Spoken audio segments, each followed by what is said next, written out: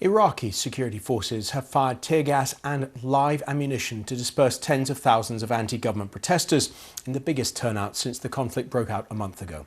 The Prime Minister Adel Abdul Mahdi has promised to resign, but protesters are demanding sweeping changes to the entire political system. Freya Cole has the details.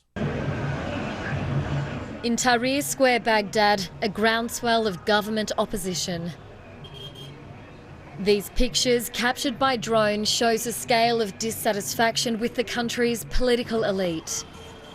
The mass movement is the biggest since the downfall of Saddam Hussein, and it shows no sign of slowing down. Iraqi security forces have flexed their military might since tensions boiled over a month ago.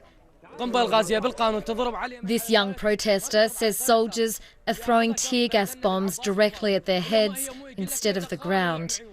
It's just one of the causes of mass injury, and more than 250 people have been killed, many of them young men. This derelict tower block has become a central gathering place during the uprising. Volunteers have restored power to the building and are serving free food. While it offers a sense of community and security, the building is a key vantage point and is under constant threat. The security forces have tried more than once to remove us and take control of it. They used various kinds of violence and tear gas, but they couldn't do it. We won't leave the building as it is overlooking the Tahrir Square. Iraqi Prime Minister Adel Abdul Mahdi has vowed to resign if a replacement can be found. But protesters want much more.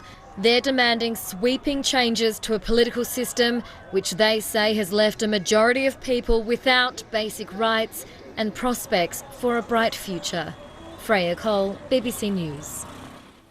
A bomb has exploded in a town in northern Syria occupied by Turkish forces, killing at least 13 people. The Turkish Defence Ministry has blamed the Kurdish YPG militia group for the attack in a region controlled until last month by the Kurdish-led Syrian Democratic Forces. No group has said it carried out the attack in Tal Abyad, which is close to the Turkish border. Here's the BBC's Middle East analyst, Alan Johnston. The moments after the blast, in the smoke, amid the debris, they try to take in what's just happened. This was a car bomb. It went off near a market. Civilians were among the casualties, but also Syrian Arab militiamen who are allied with the Turkish military. The Turks, in a major offensive, recently took this town from local Kurdish fighters. Turkey regards them as terrorists, and it is being determined to drive them away from border areas like this.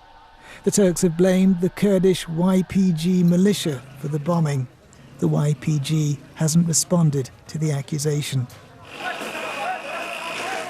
Tal Abyad town is in its first days under Turkish military control, but what's just happened suggests that making it secure might not be easy.